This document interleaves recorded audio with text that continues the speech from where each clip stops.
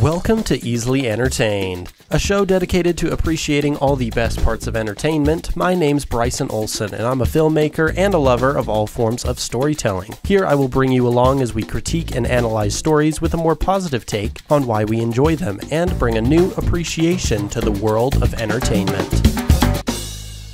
Welcome back to Easily Entertained. I'm your host, Bryson Olson, here to talk to you about all things entertainment. Today we are talking about the new Marvel show, X-Men 97.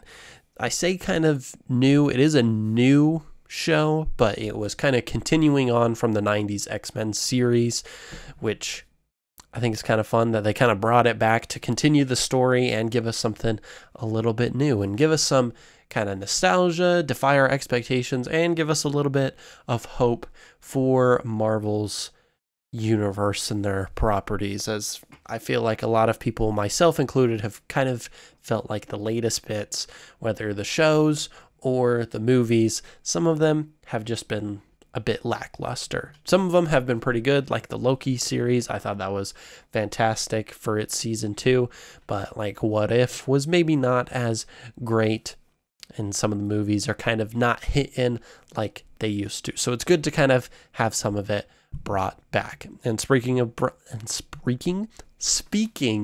brought back, let's talk about the nostalgia that X-Men 97 really provides, because it's kind of a continuation of the 90s series. It is meant to kind of make you feel like you're watching a 90s show, and I've seen some interviews of them talking about it with how they went for the like art design, because it's still like a bit updated from the 90s version, but it takes a lot of inspiration from that while also updating it a little bit to fit a more modern audience. But you have like those harsh black lines, the harsh shadows. It's not a lot of fades. It's not like it's more like cell shading and not flat type usual TV animation. It is a lot more dynamic with their effects, and it's clear that they put a lot of effort into it, or at least tried to make it look like they put a lot of effort into it.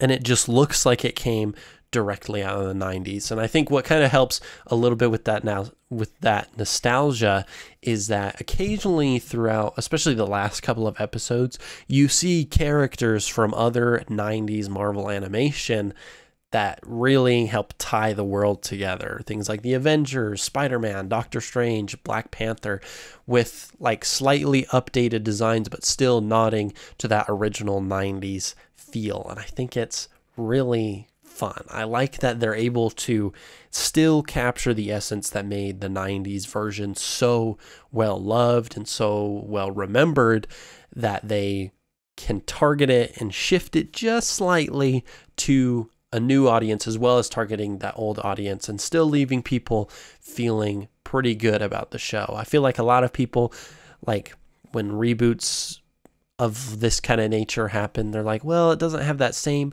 charm that the original did, or, well, it's kind of not the same thing. They're changing up the story a bit too much. Whereas this one, I feel like it's still capturing the essence that made the original so good and giving it a continuation. I think that's why it's done so well, because it's not trying to really reboot it. It's rather trying to continue it. I think a big mistake that a lot of reboots make is that they're trying to redo everything, whereas they should be trying to continue and expand upon what was originally there. I think a good example of this in like movies would be the Ghostbusters movies, because we have had some full reboots in the past, like with the 2016 Ghostbusters, but I feel like the new Ghostbusters, like Ghostbusters Afterlife and Frozen Empire, have been received a bit better because they were more continuations of the original material rather than complete reboots. We don't want completely, like, you don't want to just tell the same story that the originals did, which happens a lot with reboots, but rather continue on and take inspiration from those originals and just continue on with it. And I think X-Men 97 has done a fairly good job of doing that, and I like it. As someone who didn't watch the original X-Men 90s series all that much, I can appreciate it a lot more now. I wasn't a huge X-Men type person, and so I wasn't as excited for it, but I like that I still even feel some kind of nostalgia for it just because of all the art design and how they make everything. I think it feels like I'm watching a 90s cartoon, which I think is great. I even, I was born in 2000, and even in the early 2000s, a lot of the 90s cartoons were still rerunning. And so I still grew up with some 90s cartoons and understand the feeling that they would give. And I just like that this show gives that feeling back. It gives some of the charm. It isn't a carbon copy of every other show that we have, because I feel like a lot of animated shows are that way right now, where they are kind of all carbon copies of each other in a way, and that is not always very fun. We want something new, we want something fresh, and even if it is like kind of tying back to an old style, it's fresh to our eyes. It's something different. It gives us some nostalgia and some fun TV to actually watch and get excited for. And what I kind of want to talk about next is how it kind of defied my expectations a little bit. Like I said, I've never been a huge X-Men person. They weren't always like my favorite of the superhero genre. Like, I would watch the movies, but that'd kind of be it. I'd like Wolverine, and people kind of tied in like Deadpool and stuff, but I wasn't always a big fan of the X-Men in general. I was kind of like, well, all right, they're a superhero team, but they're kind of like, why wouldn't I just watch the Avengers or something like that? But when this show was coming out, I was like sort of excited for it. I was like, oh, okay, this show looks kind of fun. I will probably watch it when it comes out. And then when it came out, it definitely defied my expectations, because I was excited for every new episode, and I would watch it every week, which is how the show is supposed to make you feel. You should be excited. You should be anticipating what's coming next. And I feel like a lot of the episodes leave you like with a complete story, but also somewhat of a cliffhanger that makes you want more. And that, I think, is a good way to build a story. And for someone who wasn't always the biggest fan of X-Men, or to people who maybe don't know about them or don't like care as much, being able to defy their expectations and actually still manage to tell a really good story that just happens to have super powered beings in it allows the audience to actually care a lot more. It allowed me to care a lot more. I was actually getting excited to watch the show. I was trying to piece together what was happening all along, being like, maybe this will happen or this could happen, and actually wanting to learn more about the characters and their backstories specifically within the show. And it made me want to actually watch the original 90s cartoon so that I could have more of that backstory to myself. I still haven't, because I have like a million shows that I need to watch, but I would like to watch the 90s X-Men show to kind of give more of that background for myself so that I can actually understand everything that is happening. I just think it's a good kind of show that lets you put aside what your thoughts are of like Marvel, for example, because I feel like a lot of people, it really is just I'm kind of superheroed out, and they say like superhero fatigue, which I don't really think is a huge thing. I think we're just tired of things not having as good of stories as they could. We had a time where I feel like the stories were holding on pretty tightly, and then they kind of fell off. And now with X-Men 97, it has a really good, solid story. And you could tell that story even if you didn't have superpowered beings in it. A lot of X-Men is, it talks a lot about like I'm trying to think of how to word it, but the message it usually talks about is like usually dealing with like race, because they use that as like a metaphor a lot. there are mutants and there are humans, and mutants are just humans with superpowers. And because of that, you get a lot of these like racial type issues that are shown throughout the series. And it's a good thing, I think, especially in the modern age where we're sometimes almost going backwards, that we kind of need to have a show like this that highlights these kind of issues and being like, hey, we should put aside our differences. We don't have to think about other people like this, and rather we are all one people. And I think that's a good show to have in this modern age that really gets it into everybody's heads, to use shows that are entertaining and tell a good story while also reflecting the world that's currently happening. Yes, the show takes place in the 90s, but history repeats and issues are always continuing on. And so it's interesting to have the show kind of still tie in some of those modern issues to still connect with a modern audience. And I think that's pretty great. It gives me some hope for humanity and for the future of Marvel, which let's get into that, because I still think there is some hope for Marvel. I have liked some of the movies after Endgame and Infinity War. Not everyone feels that way, because a lot of it does seem a little bit lackluster, seems a bit too rushed, and they seem to be cutting corners where they shouldn't be cutting corners. But I think shows like this, and like the first season of What If, it allows us to still have some hope for the shows that are coming out and for movies that are coming out, because hopefully they're going to slow down a little bit, take their time, and actually put some effort into these shows and series and movies to actually make them the best that they can be. I think a major problem that happens within these industries is that they're going too much for cash grabs. And yes, they're a business. That's what they're wanting. They want to make money. However, imagine, okay, picture this. They make more money when they tell good stories. I think we are diving a bit away from the good stories sometimes and focusing too much on the money aspect, thinking they are mutually exclusive. Whereas if you tell a good story, that is more likely to get people to talk about it, to have it linger in their minds. Maybe they'll go see it again. They'll tell their friends to go see it. It is more about sharing that experience rather than just, okay, let's get them once and that's it.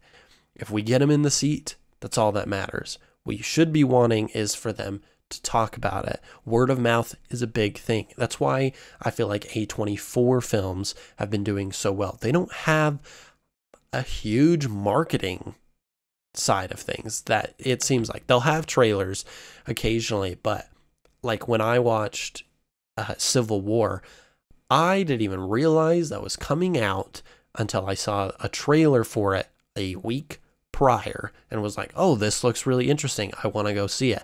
But that is the power of a good story, of word of mouth, being able to actually connect with your audience. You don't have to just make it this big spectacle every time. You don't have to try and coerce people into their seats. Make a good story. And a lot of times the good story will mostly speak for itself. And that is what I think X-Men 97 does a lot, because I've noticed more people talking about the show. I've seen more clips of it come up on my feeds. They get more attention. I'm more interested in the X-Men because of this show. And that is what it should be doing. It has a good story. It gets you interested and it makes you want to talk to other people about it. And that allows you to still have some hope for it. I think it just happens a lot where you see a movie once and you forget about it. And then you're like, well, do I really need to see this again? And so I don't think that's how we should feel with movies. Sometimes you want to see it again. I get it. Not everyone wants to watch movies on repeat. That can get really annoying. I like movies and I watch a lot of movies on repeat, but I still feel like I want a movie that I can have that feeling for. A Spider-Verse, a Ford versus Ferrari, an Alien, whatever. Something that, even if I'm not watching it all the time, I do want to watch it again. It is not something that I want to watch once and forget about entirely. And maybe I'm more biased because obviously you're listening or watching a show where I review movies and I'm clearly very passionate about them. I want to make them. I love watching them. I love talking about them. So maybe I'm a little bit biased, but I like having hope for those kind of stories so that we can just have more fun with them. I think what has kind of been lost is the entertainment side of things, because that's what they started off as. It was entertainment. It's always been entertainment, and entertainment can provide a lot. I think entertainment is kind of a skewed term nowadays because people just think of it as, oh, I'm just going to amuse myself or whatever. Entertainment can make you feel strongly about an issue in the world, political or environmental.